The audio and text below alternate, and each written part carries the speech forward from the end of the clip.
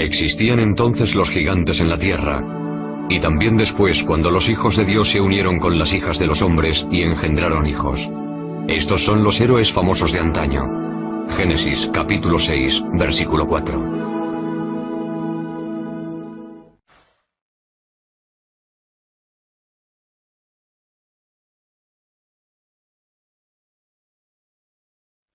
Gigantes.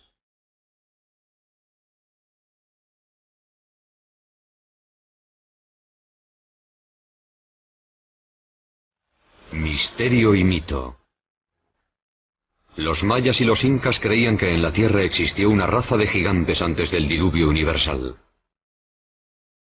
igual que tantas civilizaciones antiguas. Para algunos eran dioses. Otros grabaron sus imágenes en piedra o escribieron historias sobre ellos. Griegos y romanos hablaron de sangre cayendo del cielo sobre Gea, diosa de la tierra, que parió a los titanes, una raza de gigantes.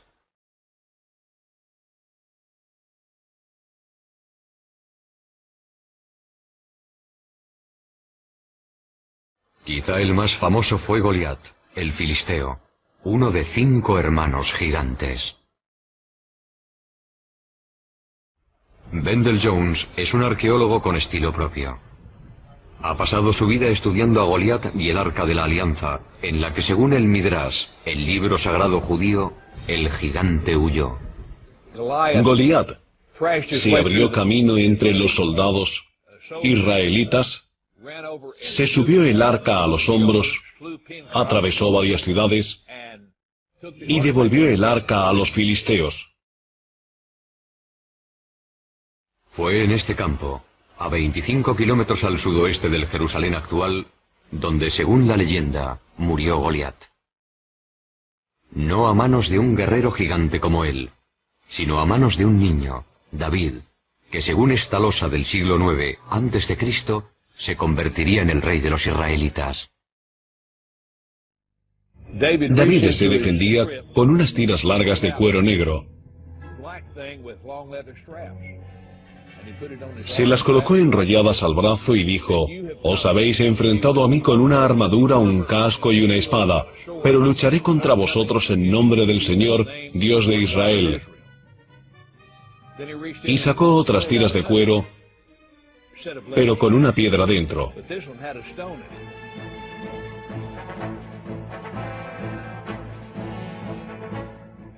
Y con las piedras de su honda, el pastor golpeó a Goliat. Le atontó, pero no le mató. Goliat cayó al suelo. David se acercó y le quitó la espada, la enorme espada con la que había matado a tantos hombres, y con ella le decapitó.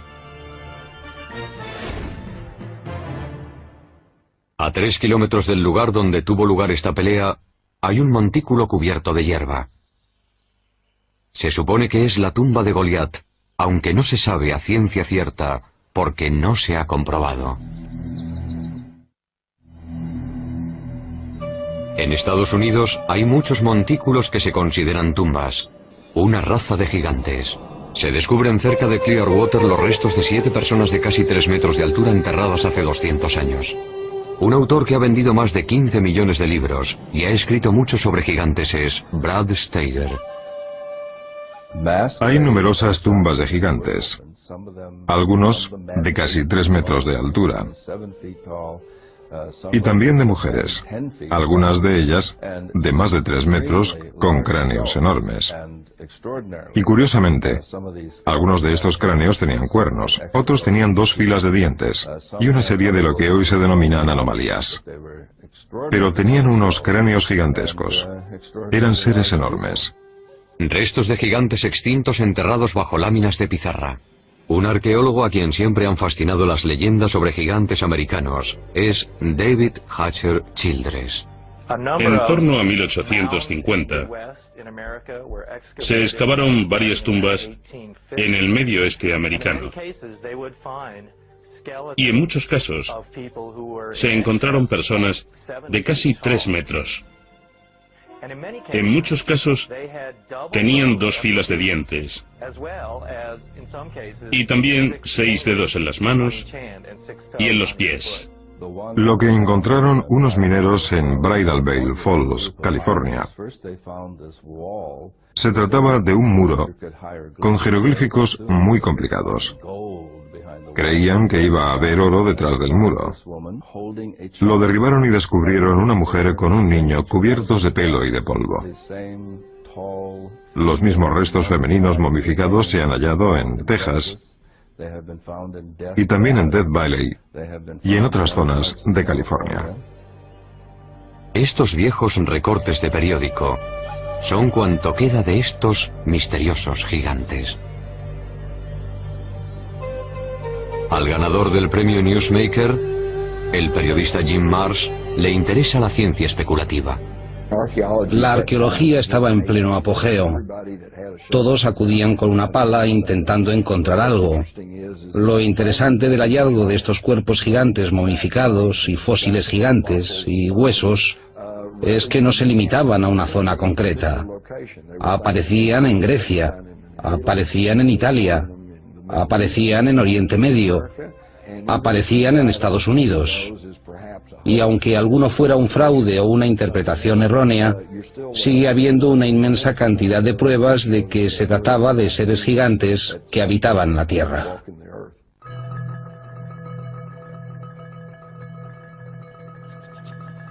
En 1912, los granjeros empezaron a llegar a esta cueva cerca de Lovelock, Nevada, en busca de guano de murciélago, un buen abono. Una vez dentro, se llevaron una sorpresa. Al cavar en los 4 o 5 metros de guano que había en esta cueva, empezaron a descubrir objetos muy curiosos. Había cestas con cebos para patos e instrumentos de caza y pesca en un lago cercano. Pero después descubrieron algo realmente extraño. Unos gigantes pelirrojos momificados. Estos gigantes medían casi 3 metros de alto. Muchos de ellos estaban momificados, como las momias egipcias. Tenían el pelo rojo y largo, hasta los hombros. Los granjeros estaban asombrados. No habían visto nada igual en su vida. Pero los indios Paiute, que vivían en la zona, sí lo sabían. De hecho, en 1883, Sarah Uyenemuka, una princesa Paiute, había escrito un libro llamado Vivir entre Paiutes. En el libro, hablaba de los gigantes pelirrojos que vivían cerca del lago, en esta cueva. Según decía, eran caníbales. La tribu devoraba a los muertos. Ellos lucharon contra mi pueblo. Mi pueblo recogió madera para tapar la entrada de la cueva. Después mi pueblo prendió fuego y les dijo: si no os rendís, moriréis.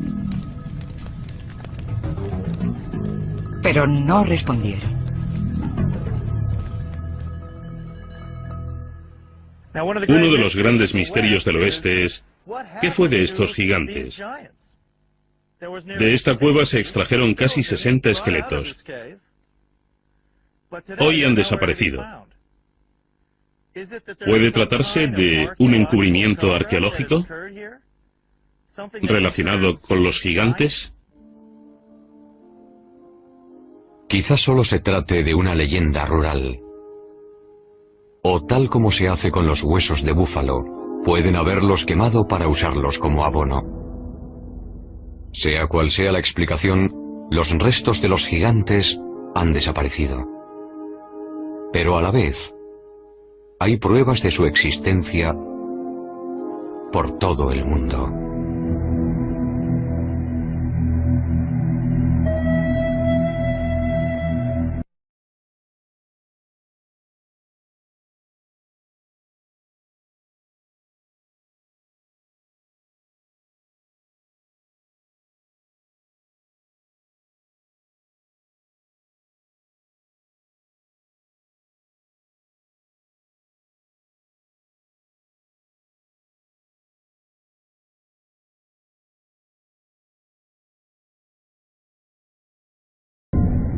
En Chile, en el Cerro Unitas, a más de 100 metros de altura, está la mayor imagen de una figura humana del mundo.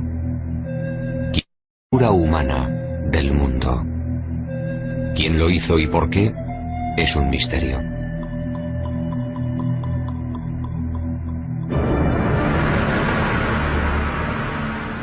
Al otro lado del mundo, en el Reino Unido, otras figuras gigantes miran al cielo. Esta es la de Cerne Abbas, cerca de Shaftesbury. Grabada en piedra caliza, no se sabe en qué época, puede representar a Hércules, el héroe mitológico.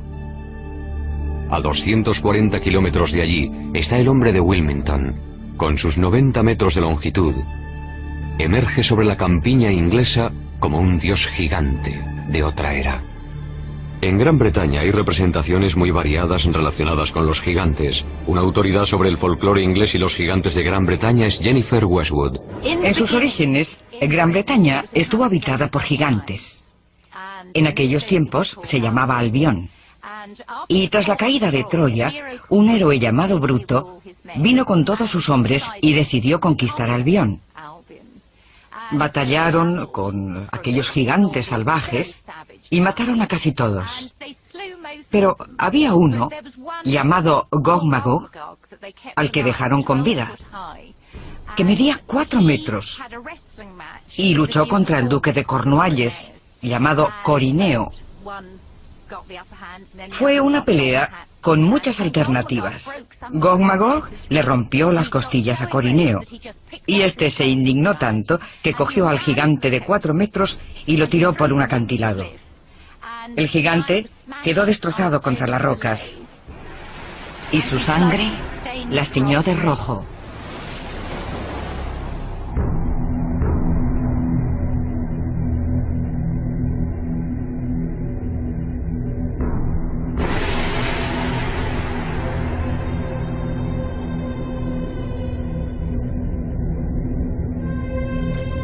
Los gigantes también aparecen en la mitología de Stonehenge, la estructura megalítica más famosa del mundo. Estas inmensas piedras, la mayor de ellas de 10 metros de altura y 50 toneladas de peso, se erigieron hace miles de años. Los primeros británicos llamaban al círculo el baile de los gigantes, sus supuestos autores. ¿Quién construyó Stonehenge y cómo sigue siendo un misterio? Quizá la respuesta solo se encuentre en las leyendas. En el pasado pudieron disponer de otras tecnologías o de una capacidad mágica desconocida para crear estos monumentos.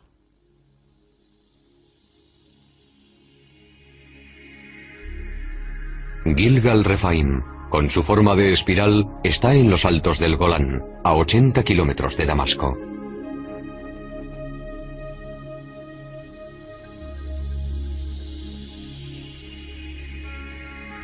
Construido con 40.000 toneladas de piedra, se parece enormemente a Stonehenge.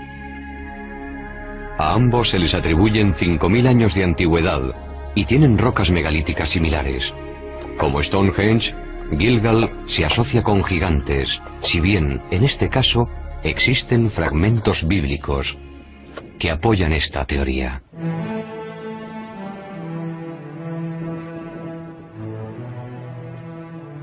El arqueólogo israelita Daniel Herman está investigando una tumba recién abierta. Evidentemente, esta es la tumba de un hombre muy poderoso. Se ve por el tamaño de las piedras.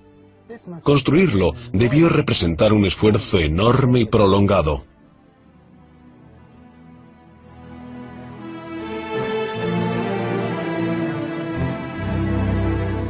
Cuando los israelitas llegaron y escribieron su Biblia, ya estaba aquí.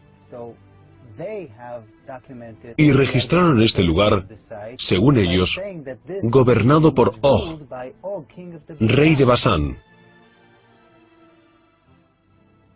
A Og lo describe así el libro del Deuteronomio. Pues Og, rey de Basán, era el único que de la raza de los Rephaim quedaba. Rephaim significa gigante en hebreo.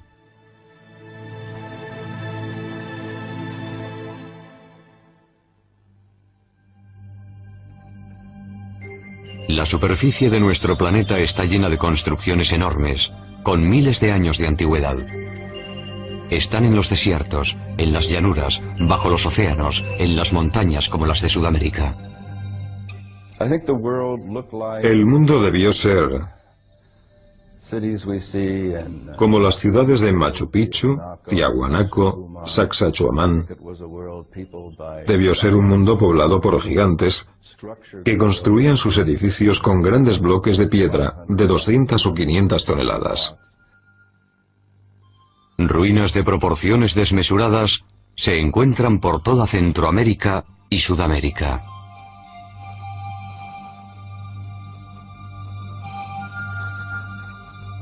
Hasta un escéptico puede plantearse quién ha construido estas enormidades, si no una raza de gigantes.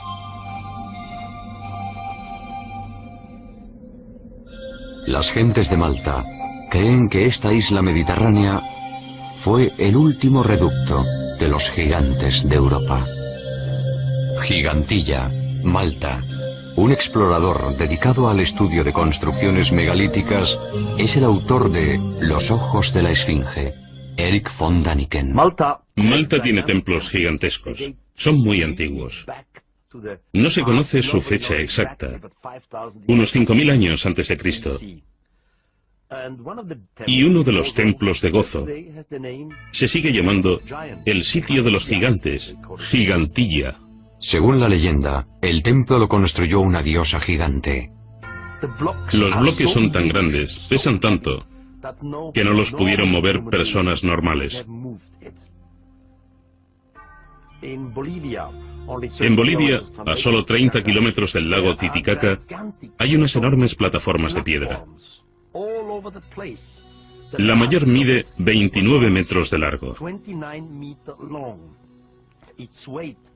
Se calcula que pesa 900 toneladas. Está situada a 4.100 metros de altura, en los Andes, sin árboles, madera, nada.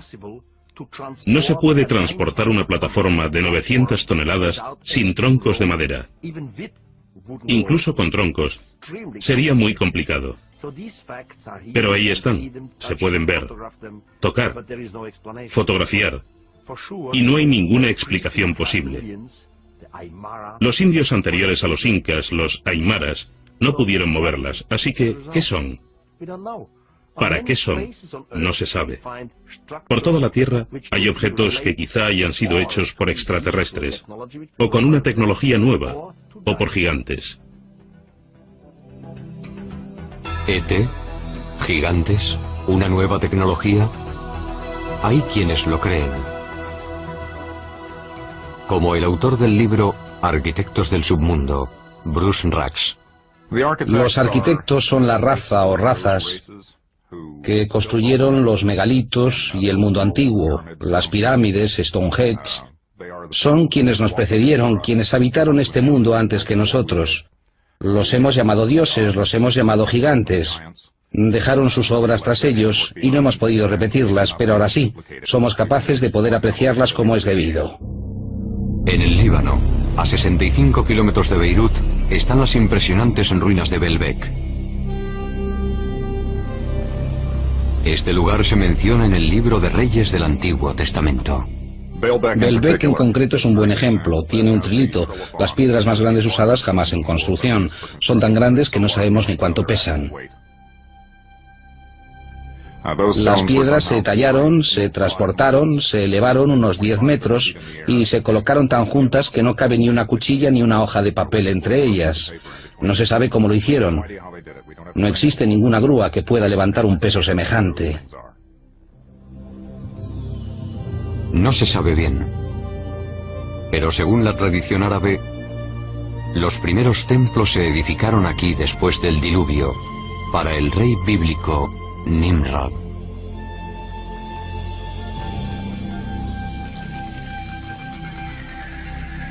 ¿Pero qué significa la palabra gigante? ¿Son monstruos sanguinarios como el cíclope de la Odisea de Homero? ¿O los ogros gruñones de los cuentos infantiles?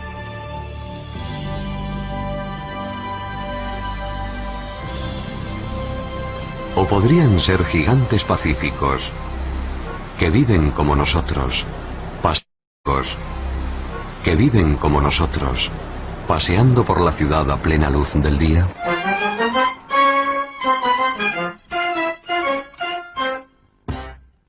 Hay dos tipos de personas que pueden considerarse gigantes. Hay gigantes genéticamente programados para ser altos, personas normales cuyos genes les llevan a ser muy altos. Y también hay personas que sufren algún tipo de desorden, el más común de los cuales, o el más conocido, es la acromegalia, una enfermedad producida por el exceso de la hormona del crecimiento. Una acromegalia tiene muchos efectos sobre el cuerpo. No solo genera personas excesivamente altas, también origina problemas potenciales en el esqueleto y en otros órganos internos.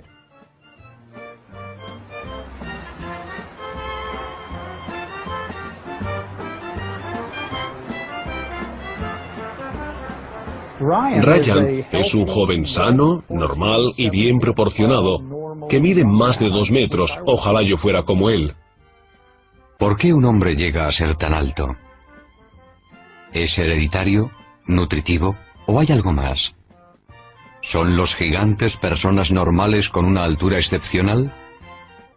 ¿De dónde han salido? ¿Es posible que en un pasado remoto tuvieran antepasados gigantes? El doctor Marvin Antelman, científico premiado por el Instituto Weizmann, cree que tiene la respuesta. Si observamos todo el material genético del primer hombre, no nos sorprenderá descubrir hoy un gigante entre nosotros, ya que podría existir un gen recesivo que produjera algo semejante. La tribu Batusi, por ejemplo, es muy alta. La altura media de sus hombres supera los 2 metros. Son altísimos. La Biblia menciona a personas aún más altas, en tiempos muy remotos. El rabino Isaac Marmorstein, del Centro de Estudios Hebreos de Vancouver, Canadá.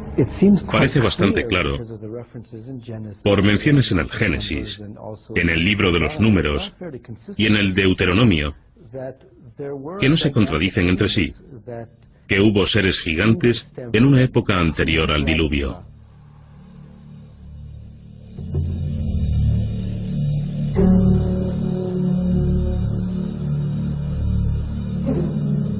¿Es posible que las condiciones medioambientales del pasado potenciaran el desarrollo de gigantes?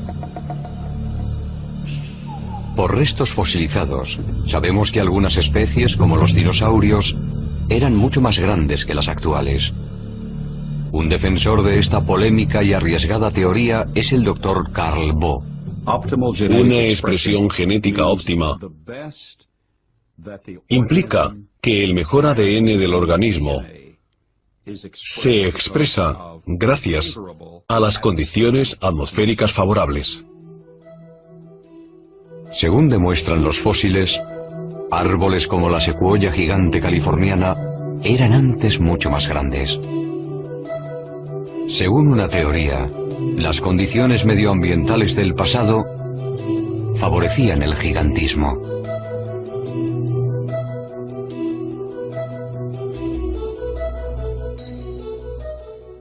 En estas condiciones, las plantas y animales vivían más, eran mucho más grandes, que es precisamente lo que indican los restos geológicos fosilizados. Plantas mucho mayores, formas de vida mucho mayores, animales que miden hoy 3 metros, medían 5 o 6 metros. Por ejemplo, un insecto como la libélula. Hoy las alas de la libélula miden unos 12 centímetros. Las de la Meganeropsis, su antepasado según restos fósiles, medían casi 2 metros. En el pasado todo era más grande. Yo creo que en mejores condiciones atmosféricas, las personas no solo vivían más, sino que eran mucho más altas. Los gigantes y dinosaurios no podrían ser hoy como en el pasado, porque las condiciones atmosféricas no lo permiten. Antes del diluvio, teníamos una capa de ozono mayor. Con el diluvio se redujo a la séptima parte de lo que había sido. Por tanto, la vida terrestre actual no tiene la misma esperanza de vida que tenía entonces. Una capa de ozono más fina implica una menor protección frente a la radiación iónica del espacio y en especial para las plantas y para los animales. Mi interés por las condiciones primitivas de la Tierra, después de 35 años de investigación de esos parámetros, me ha llevado a reconstruir el contexto. Para ello, nuestros ingenieros han recreado una biosfera en la que se duplica la presión atmosférica, se incrementa la energía electromagnética y el nivel de oxígeno, pero no el nivel de toxicidad porque no hay radiación ultravioleta. Nuestros experimentos han sido realmente gratificantes.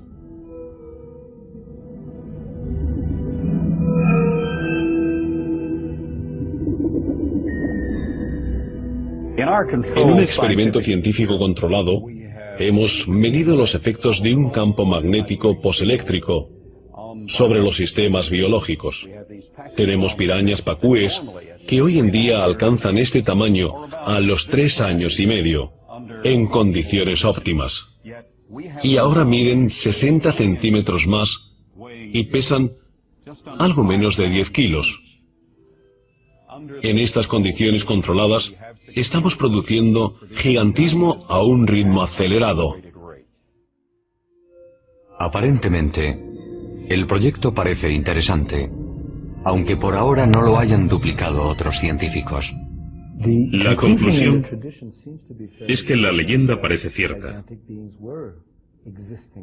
que existieron seres gigantes en el pasado, y que con el avance de la historia humana, o debido a cambios fisiológicos, mentales o espirituales, los seres supervivientes son más pequeños por su carga genética. Pero la posibilidad de que existieran otras subespecies humanas parece establecerse claramente en la Biblia. En el libro de los Números se dice que Moisés, tras vagar por el desierto con su pueblo, envió a sus hombres a buscar un lugar de asentamiento. Estos llegaron a Hebrón. Al volver le dijeron: allí vimos ciertos monstruos hijos de raza de gigantes que en comparación con ellos parecíamos como langostas.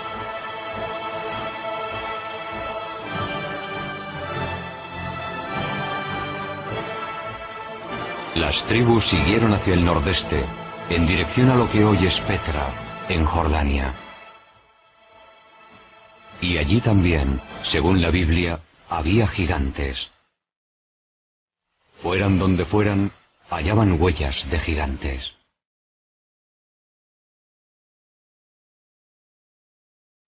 Según las Escrituras, en el pasado hubo gigantes en la tierra, en sentido literal, no simbólico.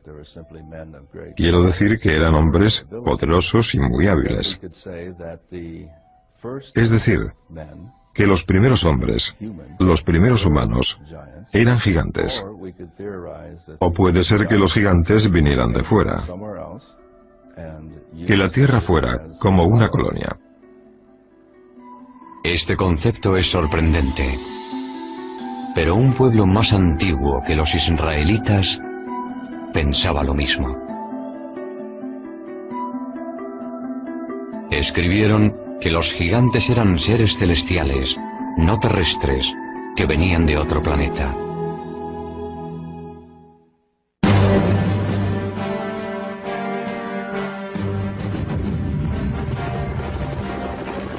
Aquí se luchó la guerra del Golfo.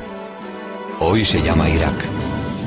En el pasado surgieron aquí varias grandes civilizaciones. Una de ellas, Babilonia, fue legendaria por su riqueza y su esplendor.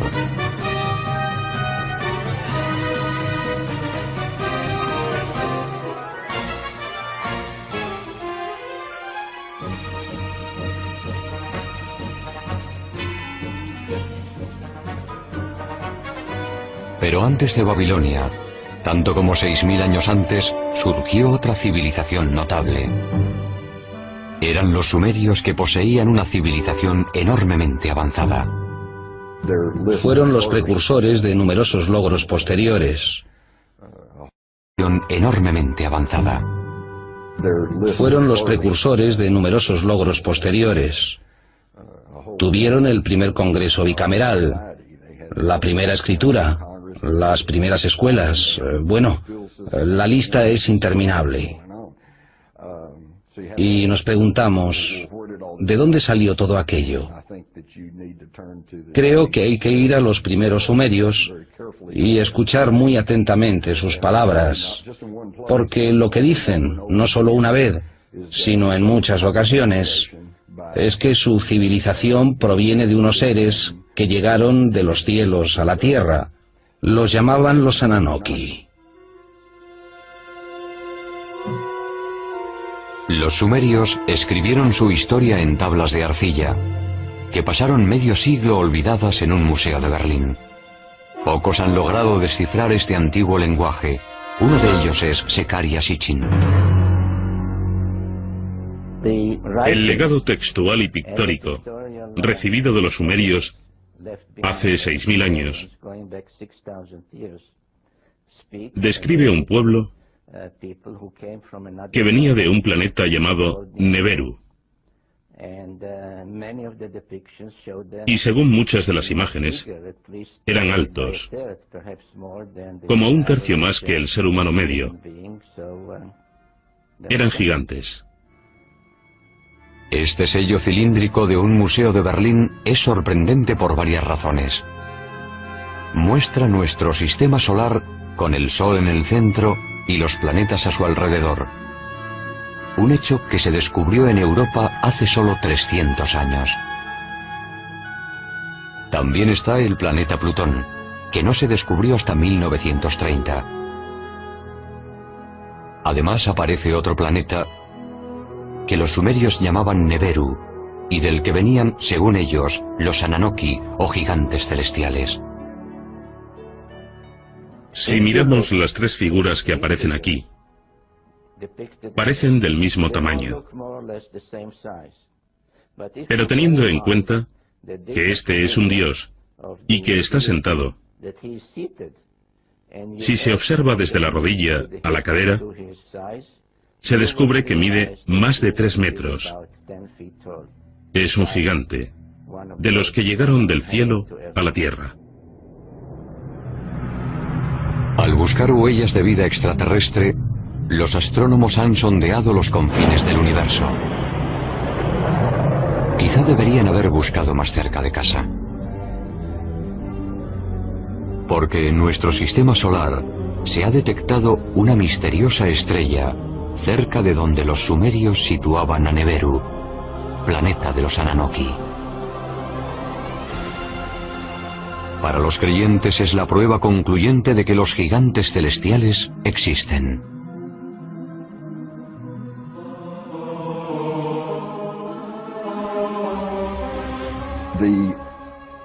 El texto sumerio, a grandes rasgos, nos dice que hace más de 400.000 años los Ananoki llegaron del espacio y aterrizaron en el valle del Tigris-Éufrates. Empezaron a montar una colonia llamada Edén. Según el Génesis, en Edén o Edén, Adán fue creado a partir del polvo y Eva de una de sus costillas. Pero hay una versión tecnológica sobre el origen de la vida. Al necesitar mano de obra, la evolución dio un salto y recurrió a la ingeniería genética. Mezclaron el esperma de un Ananoki con óvulos de un humanoide primitivo, de uno de los hombres prehistóricos, cuyos restos están apareciendo en África, la famosa Lucy, y produjeron un híbrido que se convirtió en Cromañón, el hombre moderno. Según la leyenda, cuando los Ananoki volvieron miles de años después para ver cómo iba su artesanía genética, las hembras humanas les parecieron muy atractivas.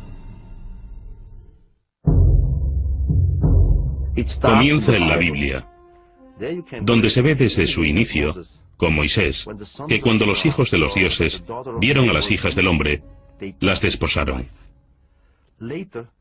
De sus úteros nacieron gigantes. Tan destructivos eran los titanes que los padres Ananoki decidieron aniquilarlos. El libro apócrifo de Baruch nos dice incluso cuántos gigantes murieron. Según el libro de Baruch, el Señor creó el diluvio. Destruyó toda la vida de la tierra, incluidos los 409.000 gigantes.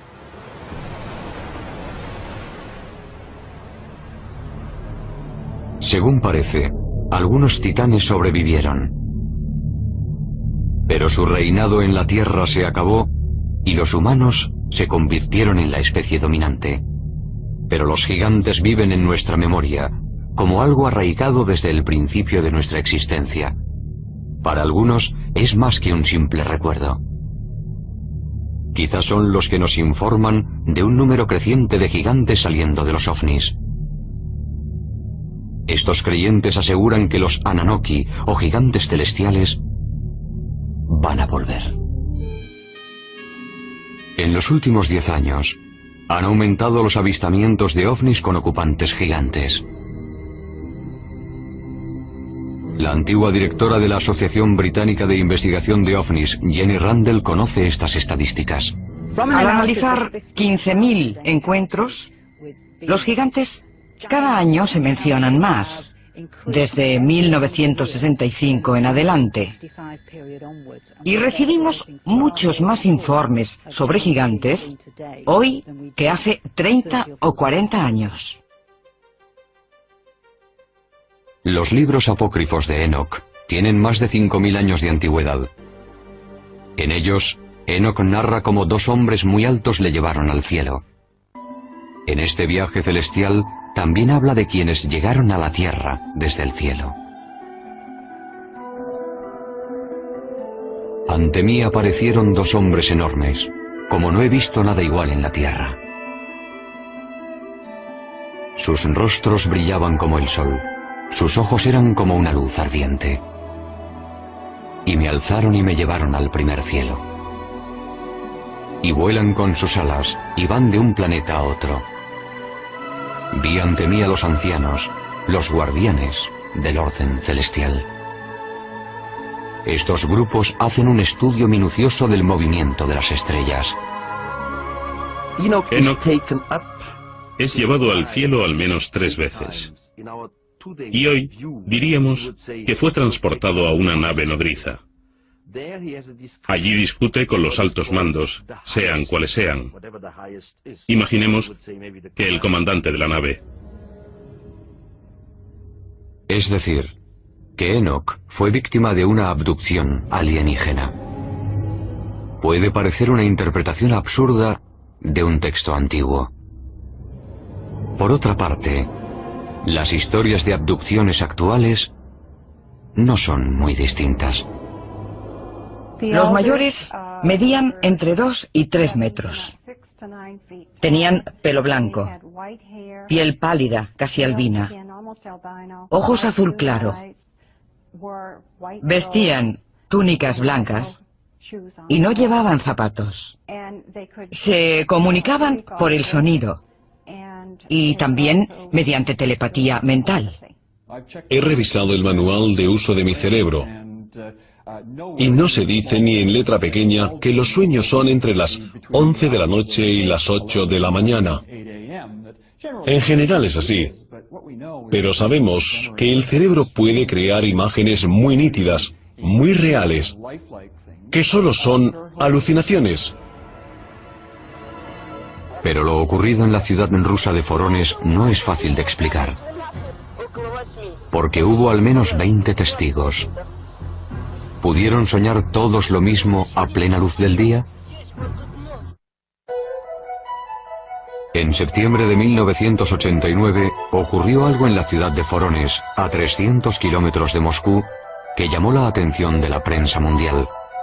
Durante semanas se vieron luces extrañas en el cielo, y el 27 de septiembre se informó de que en un parque público había aterrizado una nave de la que bajaron 3 figuras gigantes. Había aterrizado una nave de la que bajaron 3 figuras gigantes. Nada, ni remotamente parecido, había ocurrido jamás en Vorónezh. Antes de venir a América en 1990, el periodista ucraniano Paul Stonehill informó sobre Vorónezh para la prensa internacional. Los investigadores del suceso de Vorónezh, que eran científicos, geólogos y también algún militar, fueron al lugar inmediatamente. Justo después, estuvieron allí el 3 de octubre, estudiando y recogiendo pruebas.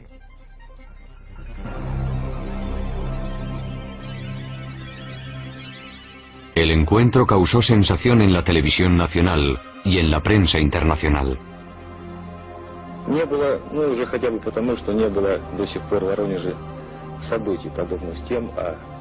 Los dibujos de los niños testigos son muy descriptivos.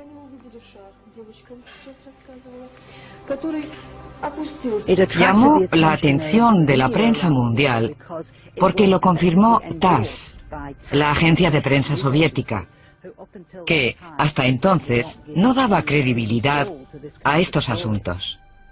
Pudieron hablar con muchos testigos, tanto adultos como niños, policías, profesores, alumnos, científicos que habían visto ovnis parecidos o distintos.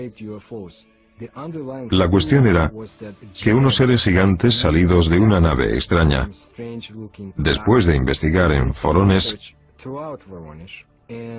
habían vuelto a su nave y se habían ido.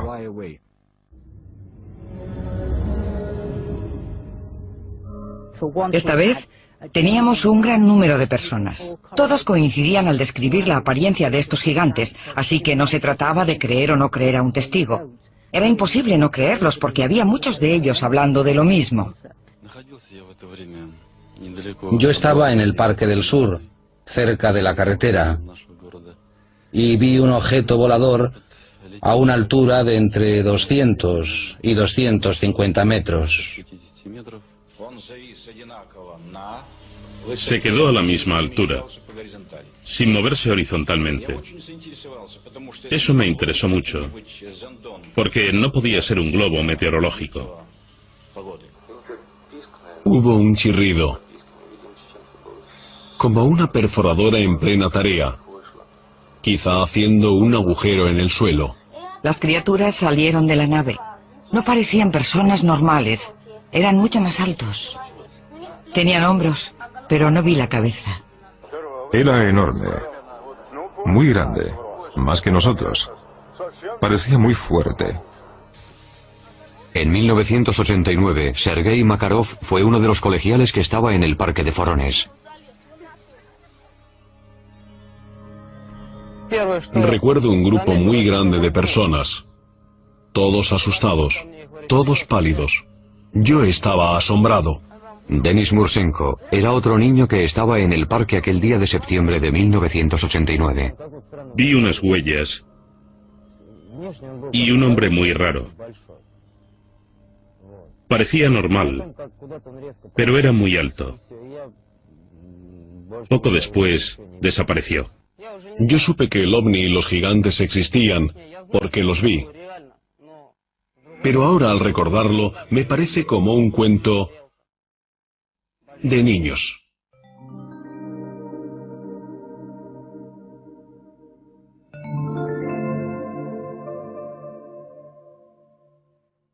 Lo que vemos hoy es lo que se ha visto a lo largo de la historia, no es nuevo. Todo lo relativo al fenómeno ovni es algo que siempre ha ocurrido y existe en las mitologías primitivas del mundo entero.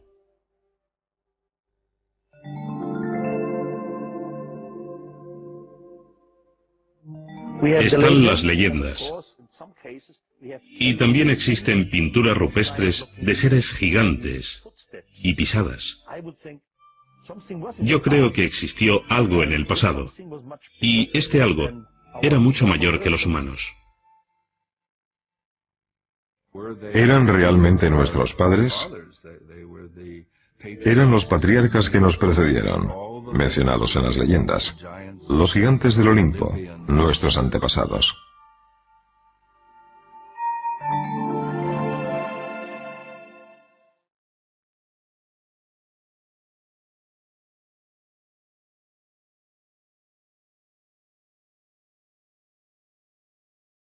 Sea verdad o fantasía, los gigantes han estado en el subconsciente colectivo desde hace años. ¿Pero hubo una raza de gigantes en la Tierra? Los textos antiguos y las pruebas lo sugieren. ¿Y es posible que los genes recesivos de quienes miden más de 2 metros hoy estén conectados con una raza de gigantes? Casos como el de los gigantes de Forones hacen pensar si van a volver los gigantes divinos de los sumerios.